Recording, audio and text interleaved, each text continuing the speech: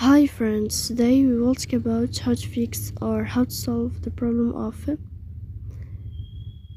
quality on Bumble app. To know how to fix or how to solve the problem of quality on Bumble app, you should just go to settings.